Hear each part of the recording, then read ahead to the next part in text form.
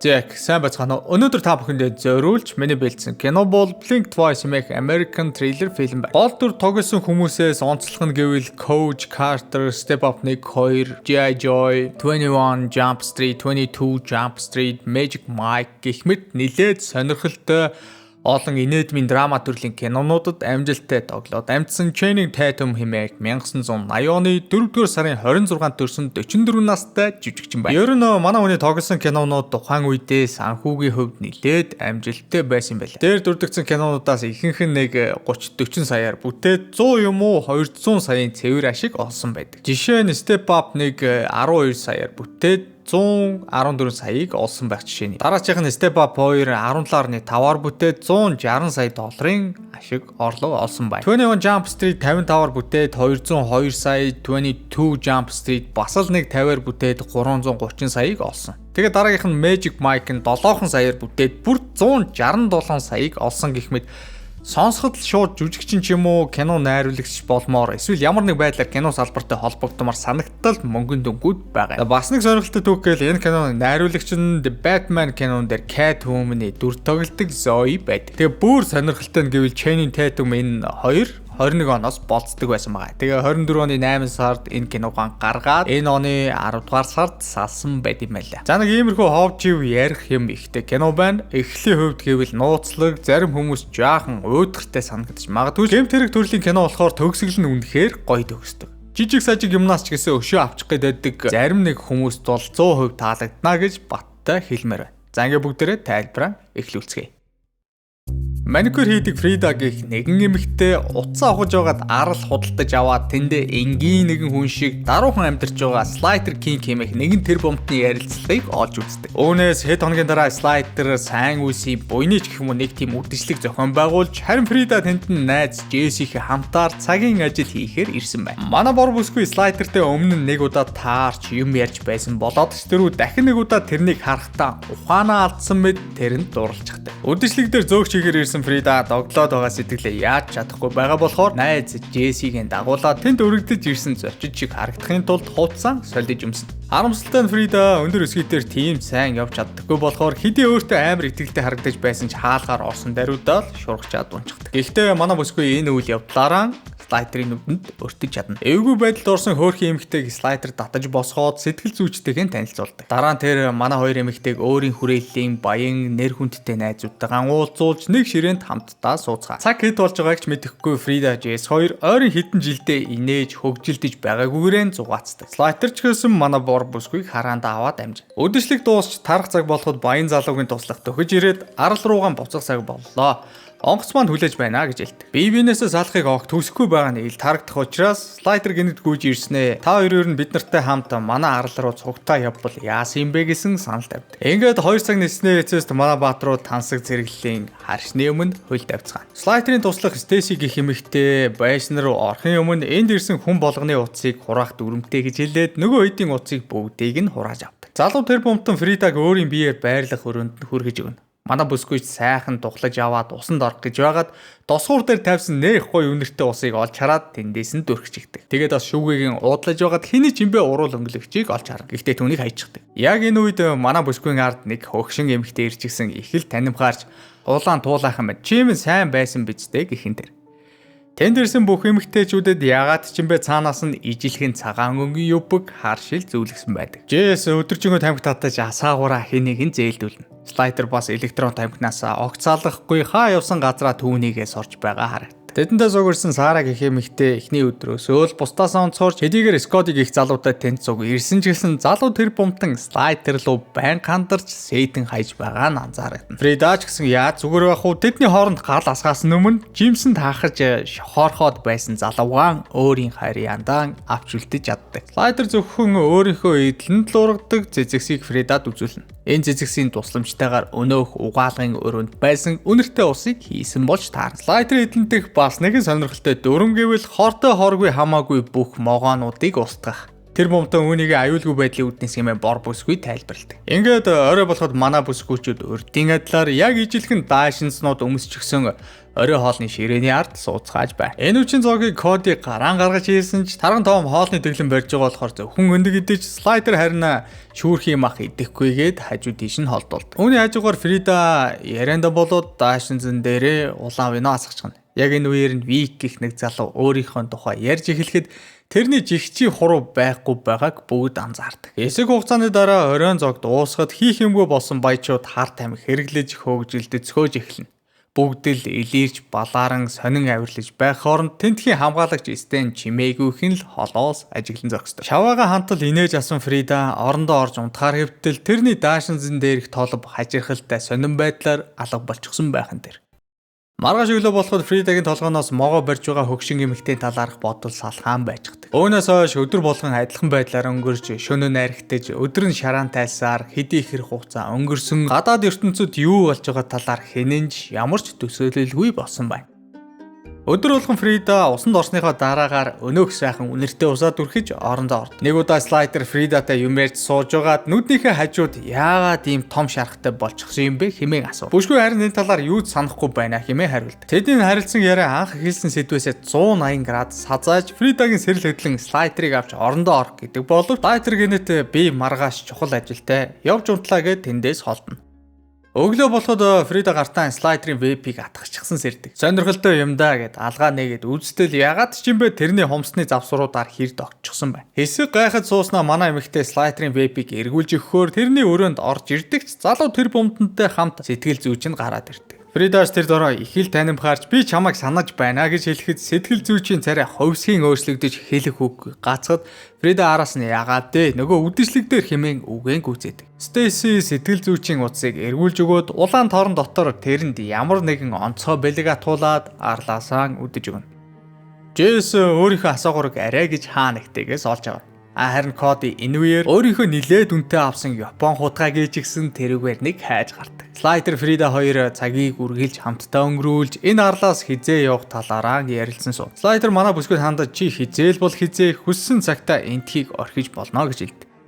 12 хоногийн дараагаас Джессийн толгойд эсэн бусын мэргэлснээр тэр нэг сонин болчиход орой болоход дахиад тэр асаагууран алга болгож арай гэж олж яваад өнөөх дээрээ нэрээ бичиж үлдээдэг. Шөн дунд бүгд л архитын согтуурч инээж хөөрч бүжиглэж байтал хэн нэгэн чангаар маш муухай орилоод явчихна. Джесс могоон тазуулсан нь энэ байсан бөгөөд слайдер хурдхан өнөөх могоог цааш харуулхад Вик хэд хэдэн удаа тэнд байгаа хүмүүсийн зургийг могоотой хамт дарж орхидог. Энэ явдлаас хойш Джесс улмал сонирн болж би энд баймааргүй байна. Айгаад байна. Их сонин газар байна гэж Фрида дучирлан хэл. Нойр наадам болдгоороо боолж бүгд үргэлжлүүлэн наргиж зэнгэж эхлэхэд Джесс бүр яг л тэнэг хүн шиг амрандаа цустай тэдэн рүү хараад зогсож байдаг. Маргааш өглөө нь Фрида орон дотроо маш жаргалтайгаар өдрийг эхлүүлнэ. Босоод тэр цэвэр агаар амьсгалаар гадаа салхинд алхаж байгаа тэндээс явж байгаа хүмүүс бэлэг боож өгөөдөөсөн улаан уутыг газарт байгааг олж хардаг. Ойрхон байсан байшин түүнийг оруулж өгөхөр хаалгаар нь орвол хэдэн 100 тийм уут өрөөстэй байхын хажуугаар өнөөх учир битүүлэг хөгшин эмхтэй ч гэсэн тэр дотор байж байна. Фрида түүнээс таны нэрийг хэн гэдэг вэ хэмээн асуухад эмгэн туулах юм төр чимээгүй байж гэснээ энэ шингнээс нэг амсаад үзтэй хэмээн хэлдэг. Манай бүсгүйч нэг их юм бодлохгүй тэрнээс нь нэг балгаж орхитол ярианых нь явцууд дөнгөж саяхан уусан шингэн нөгөө алаад байдаг могооных нь хор болж таар. Фрида ч ихэд айс тэндээс харгуурдараа гарч алга болдог. Шөнө болоход бүх эмэгтэйчүүд хаашаа чимбэг үүсгэж байна. Тэгснэ гинэт зог тусан ухаан орж хэдүүлээ ингээд хаашаа ингэтлээ яарад байгаа юм бэ гэж хоорондоо ярилцсанаар өдөр дуустав.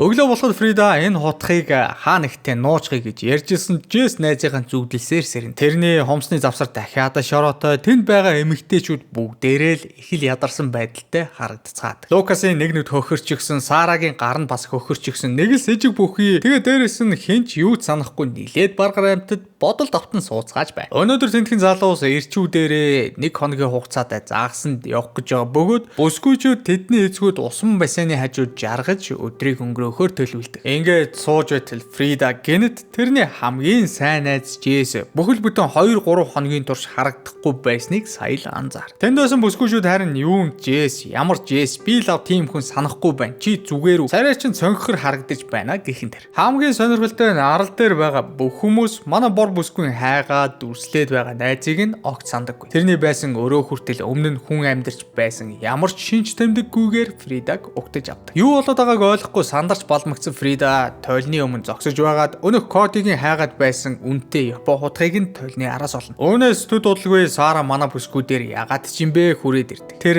Джесс гэж хүн энд ямар ч байсан байх нь байсан байна гэж түүнд хэлдэг. Сарад арал таалагдаж байгаач хаяада гингийн их сонин мэдрэмж төрөөд байдаг нь их эвгүй байдгаа гэж яар. Тэр Кодитой нааша явхаас нэг л өдрийн өмнө танилцсан. Бусад докторч гэсэн түүнтэй өнгөжил сайн мэдэхгүй хүмүүстэйгээ анс бүглүү газарт дэмирлээ. Тэд нар биднийг хяналтандаа байлгаж дуртай бүхний хийлгэж байна. Яаж бидний бүх зүйлсийг мартуулаад байна хэмээн хэсэг хоорондоо ярилцсан. Өнөртөө усанд бүх хүчээр байгааг манай хоёр гадарлаж могоон хор тэдний мартагдсан дурсамжийг сэргээх ерөндөг байж магадгүй гэж таамагласнаар Сара ногоон шингнээс нэг балгаж орхит. Эргэн тойрондоо яг юу болоод байгааг бүрэн дүүрэн ойлгохын тулд манай хоёр үлдсэн хэдийхээ ой санамжийг нууцаар сэргээхээр өнөх ногоон шингнээ зүгээр л сайн чанарын арх гэж хэлээд октоудаан уулгach чад. Заагсанд явсан эрэгтэйчүүд ирэх цаг нь хэдийнэ болсон учраас тэрнээс өмнө Фрида амжиж хураалгасан утаснуудаа олж явхаар слайдрын өрөө рүү очдог. Энэ хоорондоор харин Сара инээч гисэн зогсож байгаад гинэт хамраас нь цус гарах тэр мөчөд энтерсэн цагаасаа хойш яг юу болж өнгөрснийг бүрэн дүүрэн санаж эхэлнэ. Коди Сарагийн араас нууцаар гэтэж ирээд тэрнийг зочоож тоглох гэдэгт Сара эргэж харахтаа тохоогоор тэрний хамрыг хуглаж орхидог. Фрида арай гэж нэг юм уцаа олоод хасаагаад үзвэл энэ арал дээр нь угаасаа сүлжээ барьдаггүй болж таарна. Тэгээ буцаагаад юм амглаж байтал Сара чангаар дуулж слайдер чам руу очиж байгаа шүү гэдгийг ойлгуулдаг. Фрида хурдхан шүүгийг хаах гэж оролдож байгаад маш олон тооны зураг шалаар нэг тарааж ирхэн. Зурган дээрх хүмүүс улаан ууд гартаан барьж инээмсэглсэн байгаа нь харагдав. Фрида тэр зурагнуудаас чадах чинээгээр халааслаад слайдрыг өрөөндөө орж ирэх тэр мөчөд амжилттай нуугдаж чаддаг. Хэсэг хугацааны дараа тэрний хамарнаас бас л цус гарч тэнд байгаа эмэгтэйчүүдтэй хамт хүлүүлчихсэн шалан дээр хэвдэж байснаа санаа. Тэрний найз Джессиг слайдер хороосон бөгөөд Джесс могоонд хазууснаас хойш ахиж ой санамжаа алдхаан байжсан юмсан ч. Хэдийгээр бүх зүйлсийг сансан ч Фрида сэжиг ахуулахгүй тулд эргэж очих хэрэгтэй болохоор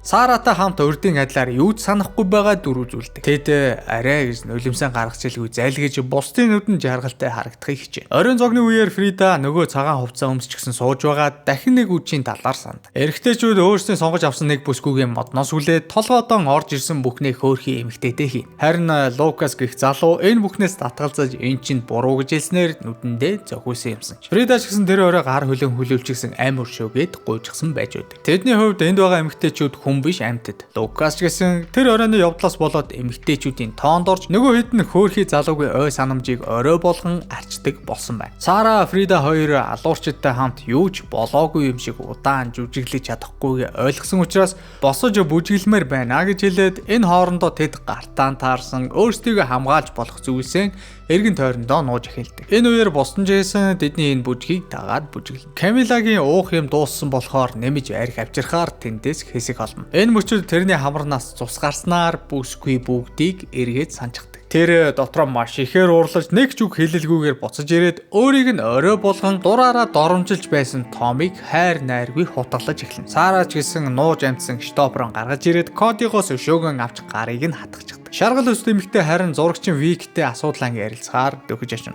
Тэд өдрөн шатар хамт тоглодог байсан болохоор шатрын самбраараа шаргал үст эмэгтэй тархийг нь хагартал зогтдог. Энэ үеэр тентхийн хамгаалагч буутай гарч ирээд бүсгүйг буутчихдаг. Дараа нь тэр Фридагийн араас хөөж эхлэн ойн зах руу орно. Бүсгүй өөрийгөө сайн нуугдлаа гэж боддогч тэрэнд амархан баригчихдаг. Араасаа бууд уулгуулчихсан ингээд дууслаатай гэж зогсож байтал Сара Фридагийн араас гарч ирээд тэрний аминд орно.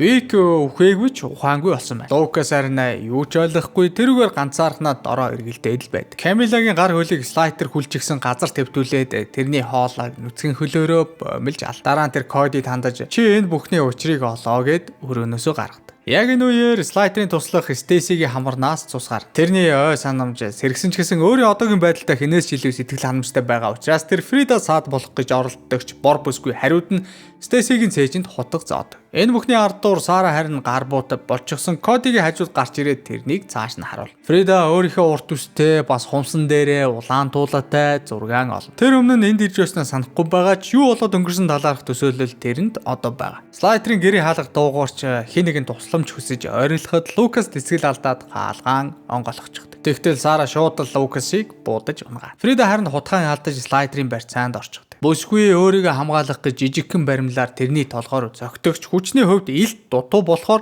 Слайтер дийлдэнэ. Кино эхлэхэд нэг уруул өнгөлөгч байсан нь анхнаасаа Фридагийнх байсан бөгөөд нүднийхээ хажууд олж авсан шархан хүртэл энэ аралтай холбоотой байдаг. Энэ бүхэн ганцхан жилийн өмнө болж өнгөрсөн байгаа. Зогсохгүй Викинг жигчий хурууг явж манай бүсгүй тасцсан болж таар. Аймтай голтой юм Слайтерт хүлүүлчихсэн хэвтэж байгаад Фрида хагархай шилний хилтерхий олж өөрийгөө суллахыг хижээ. Слайтер харин энэ үеэр түүнд хандаж эгчтөрийг хүүхэд байгаад манай хамаатнууд бидэнд элдв бусын лим үзүүлж доромжилж хүч хэрхийлдэг байсан. Эгч маань одоо өнгөрсөнд болсон үйл явдлаас болоод сэтгцийн эмнэлэг тавьдаг. Би харин хамаатан саднуудтайгаа харилцаа сайтай байдаг. Энэ бүхний нууц нь юу вэ гэвэл би энэ талаар огт сандаггүй болохоор л тэр. Хүмүүс жинхэнэ эргчлөөнд муу муухай зүйлсийг мартаж байж л хүрдэг хэмээгээр. Сарагийн бууны сум дууссан гэдгийг ойлгосон сэтгцийн өвчтэй тэр бумтан ширээн дээр өөрийн электрон тамхиа үлдээгээд тэрний араас гардаг. Бүсгүйн араас гүйцэж авчираад Слайтер гар хөлийг нь хүлж шалан дээр хэвтүүлэхэд Фрида суларчихсан ширээн дээрээс хутга аваад тэрний зүг чиглүүлнэ. Харамсалтай нь Слайтер нэг их хүч заралгүйгээр хутгаан буцааж аваад электрон тамхиа нэг сайн гүнзгий уушиглаад Сарагийн хоолой хэрчгээр түүн дээр очдог. Тэгснэ эцсийн мөчөд тэр гинэт зог тусаж юу болоод байгааг гинэт ойлгохон байж байгаа. Яагаад эргэн тойронд нь бөөн цус баахан өгсөн хүмүүс хэвтэж байгааг ойлгодог. Энэ бүхэн мэдээж Фридагийн хүчин зүтгэлд байсан бөгөөд манай бүсгүй өнөх ой санамж арчдаг үнэртэй усаар Слайтерийн вебийг цэнгэлчихсэн болж таардаг. Хормын дотор бүксүүлсээ марцсан өвчтөе тэр бунтан эргүүтж явж байгаад унахтаа ширээ мөргөж ухаан алт. Фрида тэр байшингаас гарахтаа гал тавьж Сараг аврахтаа бас Слайтерийг ч гэсэн авардаг. Цаг хугацаа өнгөрч нэлээд хэдэн сарын дараа болоход Слайтер дахиад л хандвийн цайлаг зохион байгуул. Урд нь таньдаг байсан хүмүүсийн өмнө тэр шал өөрөөр бие авчих бөгөөд энэ удаад Фридатай хоолны ширээний ард хамтдаа сууж байдаг. Сэргэлэн бүсгүй найз залуугийнхаа ой санамжийг өдөр болгон арилгаж зөвхөн өөрийнхөө үгээр тэрнийг хөдөлгөж шулуухан хэлэхэд утсан хүүгэлтэйгэн болгочихсон байж байна. Фрида бүр тэрний компанийг өөрийн нэр дээрээ шилжүүлж өөрөө захирал нь болчихсон. Өөр хүний нүдээр харахад бол өшөөгөө 101% авч байгаа нь харагдана. За энэ түрээд энэ удаагийн дугаар өндөрлөж байна. Бичлэг таалагдсан бол лайк дарж subscribe хийгээрэй. Дараа уулзтлаа. Түр баяртай.